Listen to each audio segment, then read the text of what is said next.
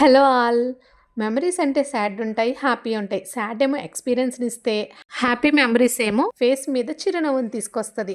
అలాంటిది మేము హైదరాబాద్ కొత్తలో వచ్చినప్పుడు ఈ ప్లేస్‌లోనే స్టే చేశామనమాట. అక్కడ ఈ టెంపుల్‌కి రెగ్యులర్‌గా వెళ్ళేవాళ్ళము. దసరాకి కుంకుమ పూజలు, సామూహిక సత్యనారాయణ స్వామి వ్రతాలు కూడా చేసేవాళ్ళు. సో, ఆ టెంపుల్‌లో ఒక్కసారి ఆ ప్లేస్‌లో ఉన్నాం కాబట్టి మన ఓల్డ్ మెమరీస్ అన్నీ రీకలెక్ట్ చేసుకున్నాము.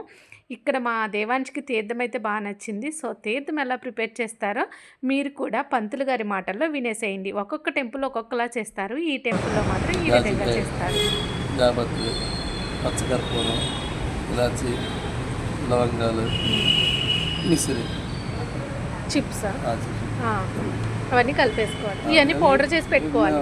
జాజికాయ కొంచెం గట్టిగా ఉంటుంది కదా ముందు ఆ! చేసి తర్వాత మిక్సీ ఆడుతాం. హుహు. ఇవన్నీ ఇదంతా ఒక మిక్సీ డబ్బాలో పెట్టేసుకొని ఇదంతా మిక్సీ చేసిన తర్వాత హ్మ్. అది అప్పుడు ఇది మిక్సీ చేస్తాం. ఆ!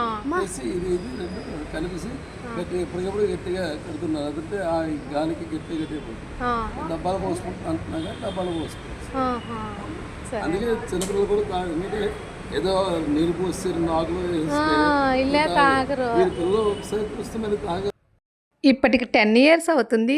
ఆ గుడిలో ఇంకా సేమ్ అప్పుడున్న పంతులు గారే ఇప్పటి వరకు ఉన్నారు. ఆ పంతులు గారు ఏం చెప్తున్నారంటే జస్ట్ వాటరేసి ఆకు వేస్తారు కదా! అలా అయితే పిల్లలు తాగరు. ఇంకా వాళ్ళకి టేస్ట్ నచ్చకపోతే ఇంకెక్కడ తీర్థం తీసుకోరు కదా!